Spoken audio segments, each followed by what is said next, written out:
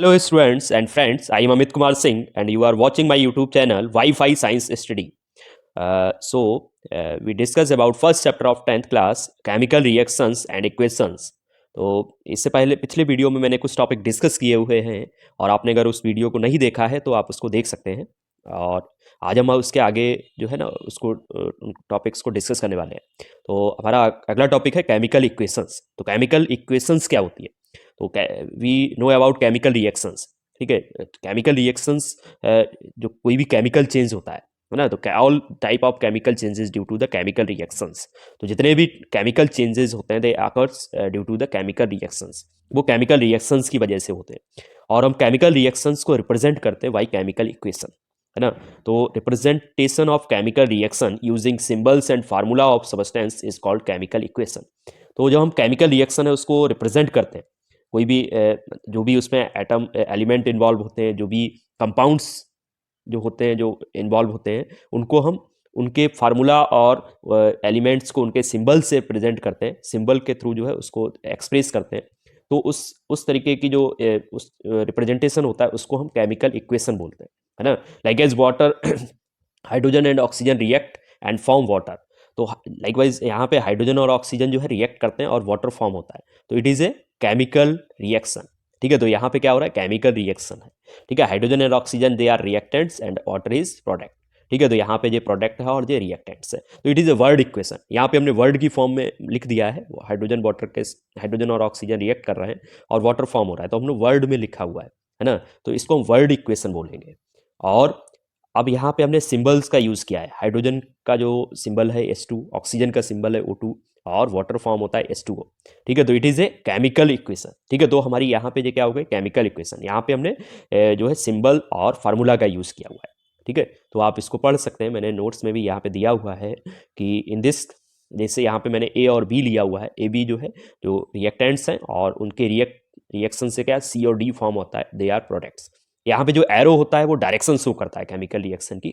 Most of the chemical reactions जो है they are unidirectional. ठीक है, एक ही डायरेक्शन में होती है, but some chemical reactions are reversible, है ना। तो सॉरी, कुछ जो केमिकल रिएक्शंस होती हैं वो दोनों डायरेक्शन में होती है ना। रिवर्सिबल तो नहीं कह सकते, तो वो दोनों डायरेक्शन में होती है, तो उसको हम डबल एरो से शो करते हैं। आगे देखने को आपको मिलेगा। और कोई भी अगर कंडीशन है ना, जैसे फोटोसिंथेसिस जो रिएक्शन होती है उसमें कंडीशन होती है कि सनलाइट प्रेजेंस होना चाहिए। ठीक है, तो हम एरो के ऊपर उस कंडीशन को लिख देते हैं।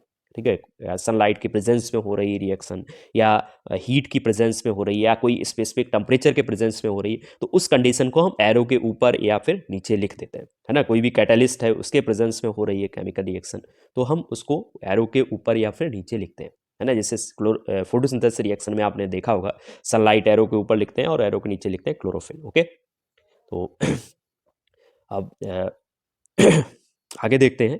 तो केमिकल जो इक्वेशन है उसको हम केमिकल रिएक्शन को जो है सिंबल और फार्मूला का यूज़ करके रिप्रेजेंट करते हैं, तो उसको केमिकल इक्वेशन बोलते हैं। और केमिकल इक्वेशन की फॉर्म में रिप्रेजेंट करने से क्या होता है कि केमिकल रिएक्शन जो है वो ज़्यादा इंफॉर्मेटिव हो जाए। केमिकल रिएक्शन को हम ज़्यादा जो है उसको जान सकते हैं उसके बारे में। ठीक है, कि कौन कौन से एलिमेंट्स जो है इन्वॉल्व हो रहे हैं। ठीक है, कितने जो है मॉलिक्यूल्स रिएक्ट कर रहे हैं, या कितने एटम्स रिएक्ट कर रहे हैं और कितने मॉलिक्यूल्स फॉर्म हो रहे हैं, तो वो ज़्यादा इंफॉर्मेटिव हो जाती है ना। जैसे यहाँ पे हाइड्रोजन का 1 मॉलिक्यूल है। ठीक है, अगर हम इसको बैलेंस करें, ठीक है, अभी हम मतलब बैलेंस्ड और अनबैलेंस्ड केमिकल इक्वेशन के बारे में बताएंगे, लेकिन यहाँ पे अगर हम बैलेंस करें इसको, ठीक है, तो यहाँ पे क्या होगा, यहाँ पे 2H2 हो जाएगा और यहाँ पे 2H2O हो जाएगा। ठीक है, तो यहाँ पे हमको पता चला है कि 2 हाइड्रोजन के जो है मॉलिक्यूल्स और ऑक्सीजन का 1 मॉलिक्यूल रिएक्ट करता है, तो 2 मॉलिक्यूल वाटर के फॉर्म होते हैं। ठीक है, तो केमिकल इक्वेशन से हमको पता चलता है कितने जो है मॉलिक्यूल्स रिएक्ट कर रहे हैं और कितने मॉलिक्यूल्स फॉर्म हो रहे हैं, मतलब ज़्यादा इन्फॉर्मेटिव हो जाती है ना। केमिकल इक्वेशन जो है वो ज़्यादा इन्फॉर्मेटिव होती है, और इसीलिए हम केमिकल रिएक्शन को केमिकल इक्वेशन की फॉर्म में रिप्रेजेंट करते हैं। ओके, और केमिकल जो इक्वेशन है उसको हम 2 टाइप में डिवाइड कर सकते हैं, बैलेंस्ड और अनबैलेंस्ड केमिकल इक्वेशन। ठीक है, बैलेंस्ड और अनबैलेंस्ड। अब इसके बारे में समझ लेते हैं बैलेंस्ड और अनबैलेंस्ड केमिकल इक्वेशन क्या है। तो first of unbalanced chemical equation. Unbalanced chemical equation क्या होती है, जब नंबर ऑफ एटम्स, है ना, जो number of atoms of each element in reactants is not equal to the number of atoms of each element present in the product. Then the chemical equation is called unbalanced chemical equation. तो किसी भी element का number of atoms अगर reactants में और products में equal नहीं है तो हम उसको अनबैलेंस्ड केमिकल इक्वेशन कहते हैं। ठीक है, जैसे फॉर एग्जांपल यहाँ पे आयरन जो है रिएक्ट करता है with water and form iron oxide और हाइड्रोजन रिलीज होती है। तो इन दिस रिएक्शन, इस रिएक्शन में हम देखेंगे कि आयरन जो है, ठीक है, Fe, इसका रिएक्टेंट साइड में देखेंगे तो इसका एलिमेंट का जो है इसका एटम का नंबर कितना है 1, और प्रोडक्ट साइड में देखेंगे तो यहाँ पे Fe3, ठीक है, जो थोड़ा नीचे रहेगा, ऊपर हो गया है, तो प्रोडक्ट साइड में इसका नंबर कितना है 3 है। ठीक, तो यहाँ पे बैलेंस नहीं है। ठीक है, रिएक्टेंट्स में 1 है आयरन का एटम, प्रोडक्ट्स में 3 है। इसी तरीके से हाइड्रोजन का देखेंगे, हाइड्रोजन का एटम्स का नंबर कितना है, रिएक्टेंट्स में 2 है और इधर भी 2 है। तो हाइड्रोजन का एटम्स का नंबर दोनों साइड क्या है, इक्वल है। ठीक है, अब हम देखेंगे ऑक्सीजन का। ठीक है, ऑक्सीजन का रिएक्टेंट साइड में नंबर कितना है 1 और प्रोडक्ट साइड में कितना है, यहाँ पे जो नीचे की तरफ जो है 4 है ना, वो 4 लिखा है, इसका मतलब 4, तो यहाँ पे जो 4 है। ठीक है, तो यहाँ पे आयरन और ऑक्सीजन, ठीक है, इनके एटम्स का नंबर जो है इक्वल नहीं है। ठीक है, इसका एटम का नंबर रिएक्टेंट्स में 1 है, इसका 3 है, इसका रिएक्टेंट्स में नंबर ऑक्सीजन का 1 है और प्रोडक्ट्स में 4 है, तो इक्वल नहीं है। तो it is a unbalanced equation. इसका मतलब क्या है, अनबैलेंस्ड इक्वेशन है ये। ठीक है, it is a unbalanced chemical equation. Okay, तो वही चीज़ बताई गई है। तो यहाँ पे the number of atoms of the element are not equal to sides of reaction ना। लेफ्ट साइड में only 1 iron atom is present and 3 iron atoms are present on the right side. Okay, तो therefore it is a unbalanced chemical equation. अब unbalanced है तो हमको क्या करना होगा, बैलेंस करना होगा। ठीक है, तो आपको जो है कई केमिकल इक्वेशन को लेके उनको बैलेंस करना सीखना होगा, क्योंकि 1 या 2 नंबर में केमिकल इक्वेशन बैलेंस करने को आता है। ठीक है, तो मैं कुछ समझा देता हूँ यहाँ पे किस तरीके से आपको बैलेंस करना है, बाकी आपको जो है प्रैक्टिस करनी होगी इसकी। तो जैसे लाइकवाइज यहाँ पे देखिए, यहाँ पे हमने लिख लिया था कि आप मतलब एक टेबल बना सकते हैं। जैसे मैंने अभी ये टेबल तो नहीं बनाई है, लेकिन यहाँ पे इस तरीके से टेबल बना सकते हैं। पहले जो एलिमेंट्स हैं उनको आप लिखेंगे, जो एलिमेंट्स हैं उनके नाम लिखेंगे पहले। जैसे एलिमेंट के नाम हो गए Fe, और कौन एलिमेंट इन्वॉल्व है, हाइड्रोजन, तीसरा कौन है, ऑक्सीजन। ठीक है, ऊपर लिख लेना है रिएक्टेंट्स। ठीक है, यहाँ पे प्रोडक्ट्स। अब आयरन, आयरन का देखेंगे रिएक्टेंट साइड में कितना नंबर है, टोटल रिएक्टेंट्स का मतलब बात हो रही है, तो इसका मतलब रिएक्टेंट्स में जितने भी जो है रिएक्टेंट साइड में जो भी एलिमेंट या जो भी कंपाउंड्स इन्वॉल्व हैं उन सब में देखेंगे उसका नंबर।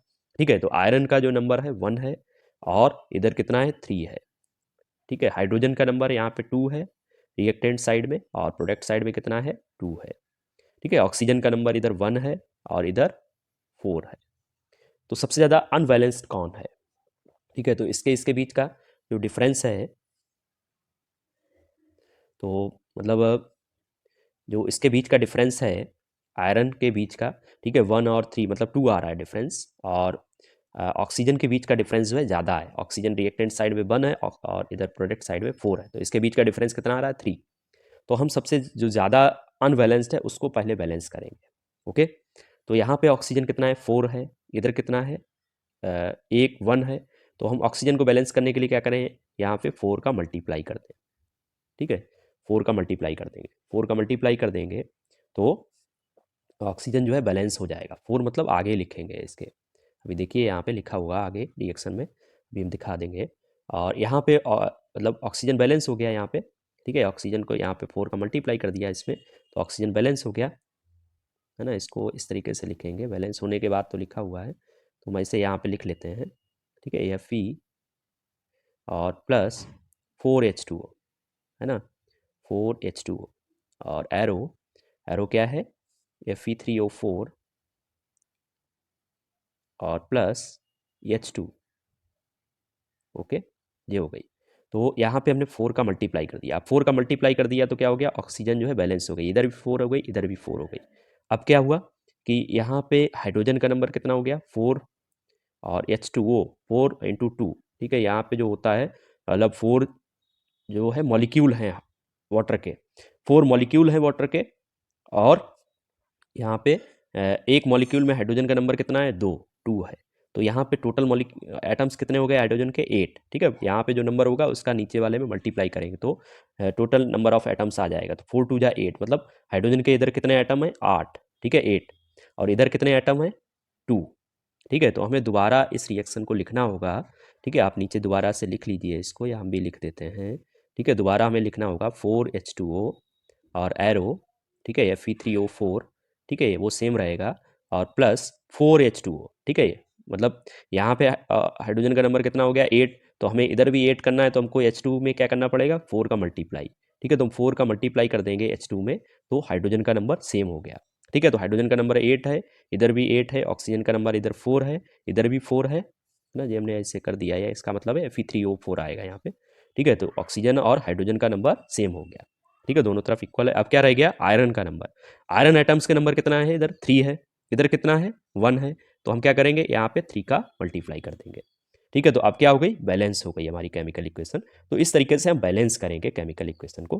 ठीक है, आपको अगर नहीं समझ में आएगा तो दोबारा भी हम एग्जाम्पल देख के अगले वीडियो में समझा देंगे। बाकी आप ट्राई करिए बैलेंस करने के लिए इस तरीके से। ठीक है, सबसे पहले देखिए किसका जो है नंबर ज़्यादा अनबैलेंस्ड है, और उसको सबसे पहले बैलेंस करिए, और फिर बाकी जो एलिमेंट हैं उनके एटम्स को, उनके नंबर ऑफ एटम्स को बैलेंस करिए, और देखिए कि प्रोडक्ट साइड में और रिएक्टेंट साइड में एलिमेंट्स का नंबर जो है इक्वल है या नहीं है। ठीक है, तो यहाँ पे जो बैलेंस्ड केमिकल इक्वेशन आएगी वो ये आएगी। ठीक है, फाइनल में ये हमारी केमिकल इक्वेशन जो है निकल के आएगी। ठीक है, it is a balanced chemical equation. यहाँ पे जो है बैलेंस्ड केमिकल इक्वेशन है, यहाँ पे आयरन के 3 एटम्स हैं, इधर भी आयरन के 3 एटम्स हैं। ठीक है, हाइड्रोजन के एटम्स कितने हो गए 4 2 जा 8। ठीक है, यहाँ पे थोड़ा जो है ना नंबर बीच में आ जाता है, वैसे जो नीचे आना चाहिए, कोई नहीं, तो आप समझ लेंगे इसको। 4 2 जा 8, हाइड्रोजन के एटम 8 है, इधर भी कितने हो गए 8। ऑक्सीजन के कितने हैं, यहाँ पे 4 एटम्स हैं, यहाँ पे भी 4 एटम्स है। ठीक है, तो यहाँ पे सारे एटम्स का नंबर जो है प्रोडक्ट साइड में और रिएक्टेंट्स में इक्वल है। ठीक है, तो it is a balanced chemical equation. Okay, अब बैलेंस्ड केमिकल इक्वेशन का मतलब हम समझा ही चुके हैं, यहाँ पे दोबारा वही आ जाता है। A balanced chemical equation has the number of atoms of each element equal on both side. तो बैलेंस्ड केमिकल इक्वेशन क्या होगी, जिसमें नंबर ऑफ एटम्स जो है दोनों तरफ इक्वल हो। जैसे जिंक जो है रिएक्ट करता है सल्फ्यूरिक एसिड के साथ and form zinc sulphate and hydrogen gas. Metals जो होती हैं यहाँ पे, जिंक जो है, एक चीज़ और हम यहाँ बता देते हैं एडिशनल है, तो जितनी भी मेटल्स हैं, मोस्ट ऑफ द मेटल्स जो है वो एसिड के साथ रिएक्ट करके हाइड्रोजन गैस रिलीज करती हैं। तो वही चीज़ यहाँ पे भी हो रही है, जिंक जो है सल्फ्यूरिक एसिड के साथ रिएक्ट करके जिंक सल्फेट फॉर्म करता है, हाइड्रोजन गैस साथ में रिलीज होती है। तो यहाँ पे क्या है, बैलेंस्ड है केमिकल इक्वेशन।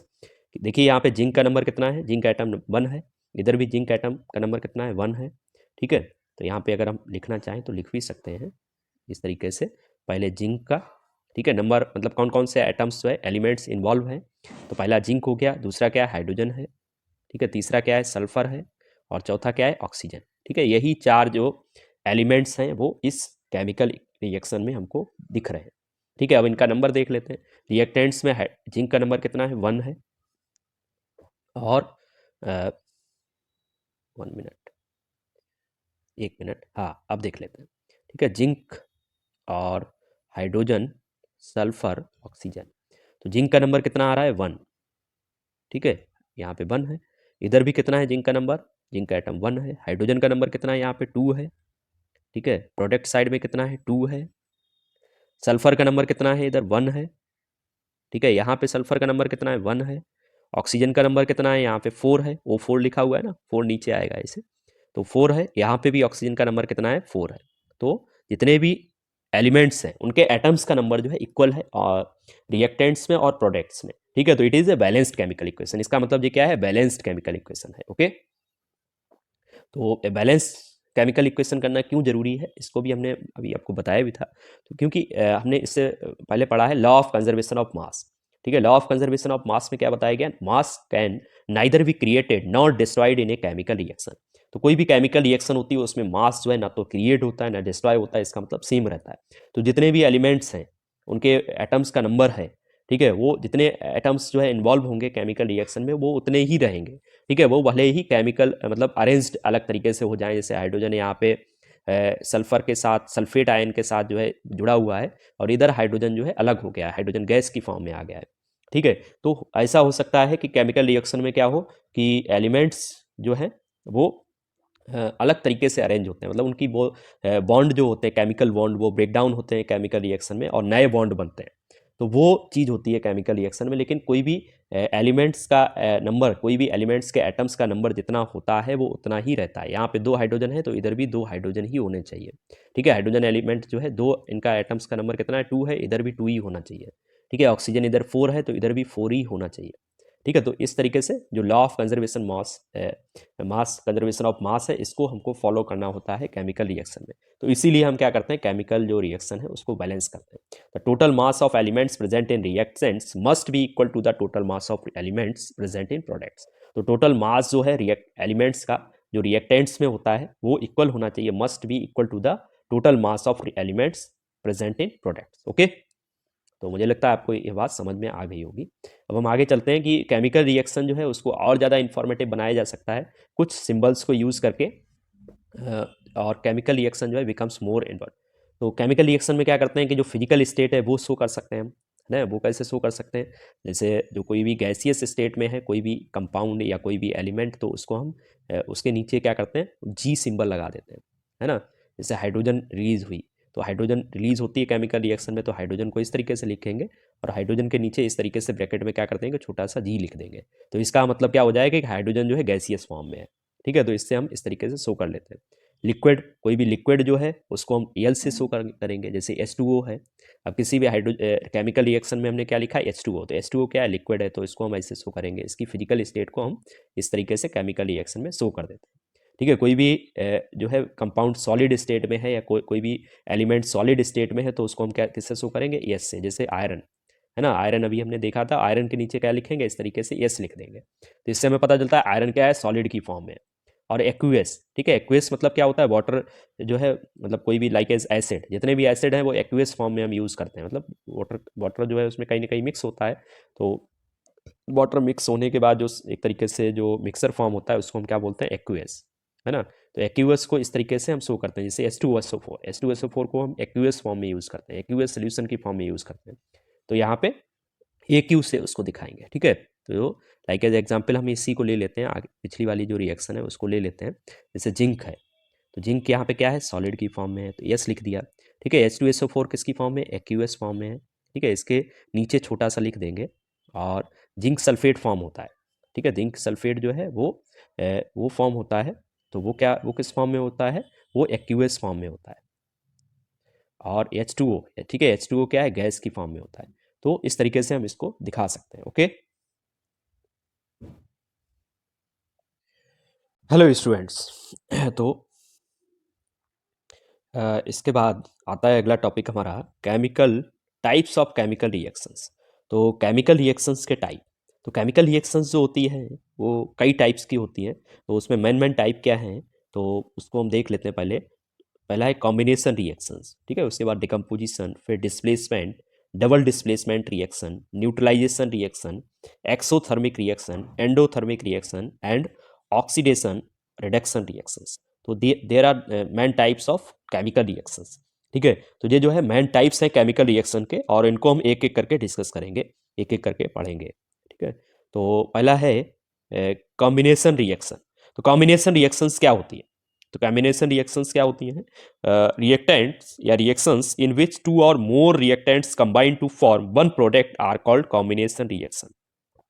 तो रिएक्शंस, ऐसी रिएक्शन जिसमें क्या हो, दो या दो से ज़्यादा रिएक्टेंट्स कंबाइंड होके, दो या दो से ज़्यादा जो सब्सटेंसेज है वो कंबाइंड होके एक सिंगल प्रोडक्ट फॉर्म करते हैं, तो उसको हम क्या करते हैं, कॉम्बिनेशन रिएक्शन कहते हैं। तो कॉम्बिनेशन रिएक्शन को हम एग्जाम्पल से समझते हैं। जैसे एक general combination reaction can be represented by chemical equation.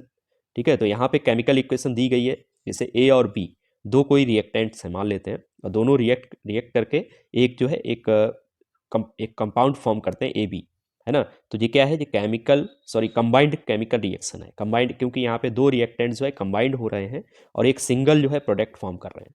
ठीक है, तो इसी तरीके से होता है केमिकल जो कंबाइंड केमिकल रिएक्शंस होती है, उनमें क्या होता है, दो या दो से ज़्यादा केमिकल जो कंपाउंड्स होते हैं या एलिमेंट्स होते हैं वो रिएक्ट करके एक सिंगल कंपाउंड फॉर्म करते हैं।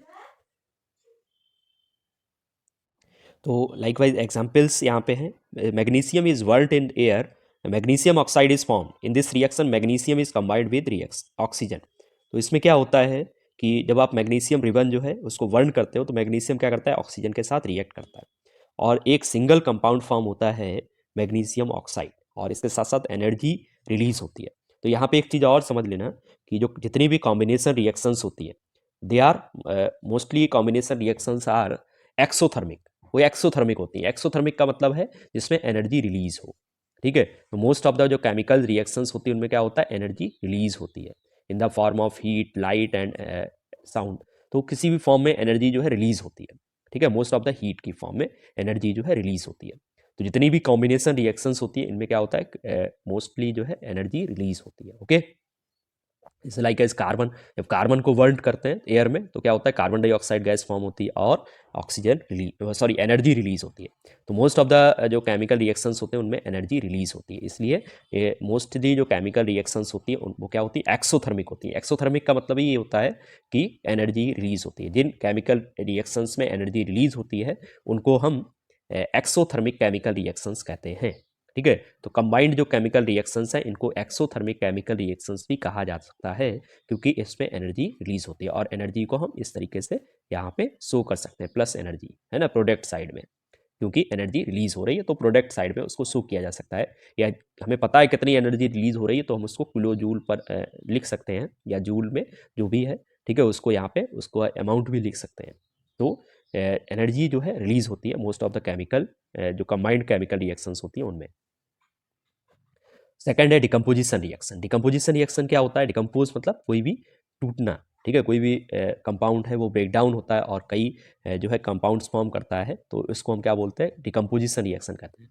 ठीक है, तो केमिकल रिएक्शन में जब कोई भी एक सिंगल कंपाउंड जो है ब्रेक डाउन होता है एंड फॉर्म टू और मोर कंपाउंड्स, ठीक है, it is known as decomposition reaction. तो उस तरीके की जो केमिकल रिएक्शन होती है उसको हम क्या बोलते हैं, डिकम्पोजिशन केमिकल रिएक्शन बोलते हैं। जैसे यहाँ पे reactions in which one compound decompose two और मोर कंपाउंड्स और elements are known as decomposition reaction. Decomposition reaction is just the opposite of combination reaction. तो डिकम्पोजिशन रिएक्शन जो होती है वो अपोजिट होती है जो कंबाइंड केमिकल रिएक्शन है उसके, क्योंकि वहाँ पे कंबाइंड होके एक सिंगल प्रोडक्ट फॉर्म होता है और यहाँ पे एक सिंगल जो है रिएक्टेंट ब्रेकडाउन होता है दो या दो से ज़्यादा कंपाउंड्स में या एलिमेंट्स में। तो जो जितनी भी डिकम्पोजिशन रिएक्शंस होती है they are endothermic reaction. Endothermic का मतलब होता है इसमें हमको क्या देना पड़ता है, हीट या किसी न किसी फॉर्म में हमको एनर्जी जो है देनी पड़ती है। एनर्जी को पहले एब्जॉर्ब करती हैं। इन केमिकल रिएक्शंस में क्या होता है, एनर्जी एब्जॉर्ब होती है और उसके बाद कोई भी जो कंपाउंड है वो ब्रेकडाउन होता है और टू या मोर कंपाउंड्स या एलिमेंट्स को फॉर्म करता है। तो जनरली जो डिकम्पोजिशन रिएक्शंस होती हैं दे आर एंडोथर्मिक। एंडोथर्मिक का मतलब होता है कि एंडोथर्मिक, है ना, एंडोथर्मिक का मतलब ही होता है कि एनर्जी जो है जो एब्जॉर्ब करें। ऐसी केमिकल रिएक्शंस जो एनर्जी को एब्जॉर्ब करती हैं उनको हम एंडोथर्मिक केमिकल रिएक्शंस कहते हैं। तो जो डिकम्पोजिशन रिएक्शंस होती हैं they are endothermic chemical reactions. ठीक है, वो जो है एंडोथर्मिक केमिकल रिएक्शंस हैं। तो लाइक है जैसे ए बी कोई भी यहाँ पे कंपाउंड है वो ब्रेक डाउन हो जाता है ए और बी में। ठीक है, तो it is A decomposition reaction. तो ये क्या है, डिकम्पोजिशन रिएक्शन है। एग्जाम्पल देखिए, जैसे कैल्शियम कार्बोनेट को आप हीट करते हैं तो it decompose into chemical oxide and calcium oxide and carbon dioxide. तो कैल्शियम कार्बोनेट को हीट करने पे कैल्शियम ऑक्साइड और कार्बन डाइऑक्साइड फॉर्म होता है। तो it is A decomposition reaction. तो यहाँ पे हमको क्या करना पड़ता है, हीट देनी पड़ती है ना। तो यहाँ पे हम लिख सकते हैं प्लस एनर्जी, है ना, या जितनी भी हीट का अगर पता है अमाउंट कितना दे रहे हैं तो वो लिख सकते हैं यहाँ पे। ठीक है, तो हीट यहाँ पे एब्जॉर्ब हो रही है, केमिकल मतलब कैल्शियम का कार्बोनेट है उसको हम हीट गर्म कर रहे हैं तो वो कैल्शियम ऑक्साइड और कार्बन डाइऑक्साइड में ब्रेक डाउन हो जाता है। तो यहाँ पे ये क्या हो रहा है, डिकम्पोजिशन हो रहा है, तो it is A decomposition chemical reaction. इसी तरीके से फेरिक हाइड्रोक्साइड को हीट करते हैं तो क्या होता है, जो है फेरस ऑक्साइड फॉर्म होता है और वाटर वेपर्स फॉर्म होती है, सॉरी वाटर फॉर्म होता है। तो इस तरीके से यहाँ पे भी क्या हो रहा है, डिकम्पोजिशन हो रहा है ना। यहाँ पे ये जो साइन है इसका मतलब है हीट। ठीक है, इसको एरो के ऊपर इस तरीके से दिखा सकते हैं। तो इसका मतलब क्या है, हीट कर रहे हैं इसको, और इससे हीट करने पे क्या होता है, ये डिकम्पोज हो जाता है फेरिक हाइड्रोक्साइड और दो कंपाउंड फॉर्म होते हैं, फेरस ऑक्साइड और वाटर।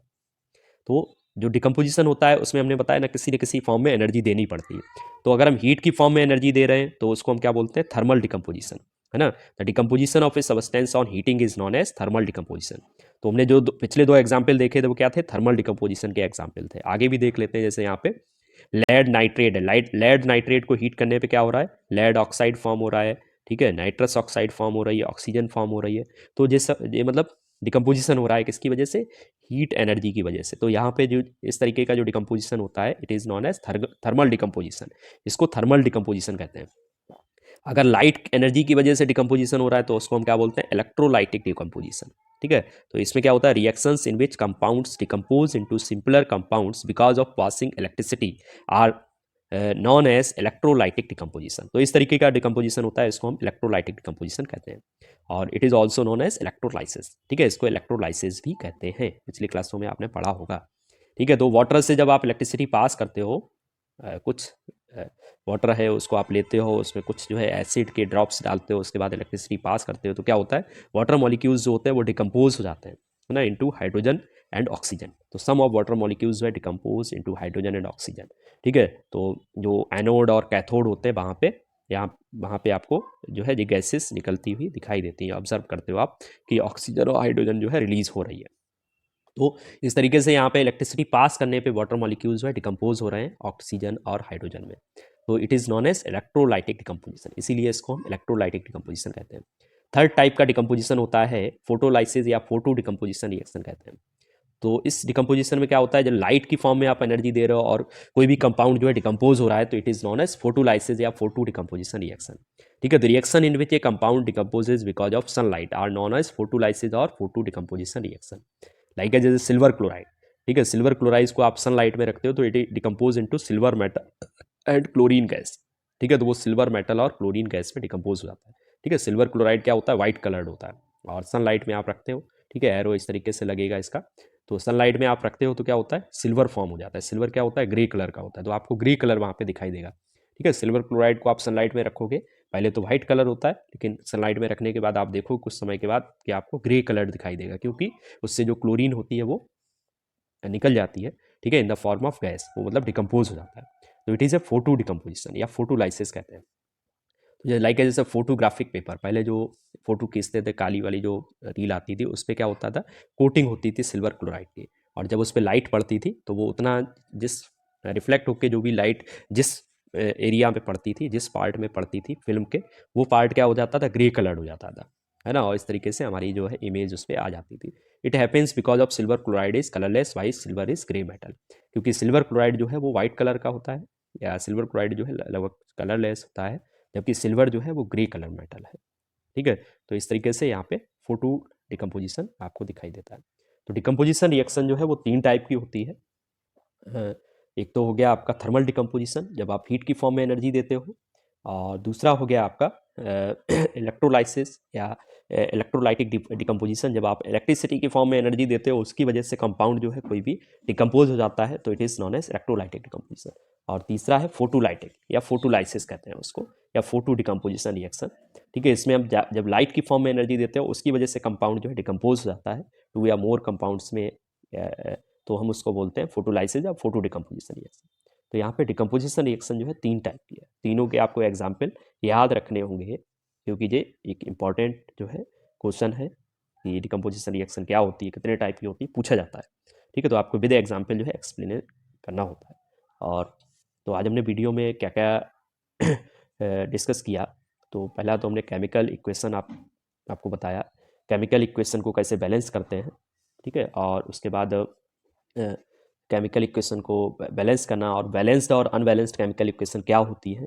उसके बाद हमने बताया टाइप्स ऑफ केमिकल रिएक्शंस, और जो मेन टाइप्स होते हैं वो आपको बताए। और आज हमने डिस्कस किए हैं दो टाइप की केमिकल रिएक्शंस, पहला कॉम्बिनेशन और दूसरा डिकम्पोजिशन।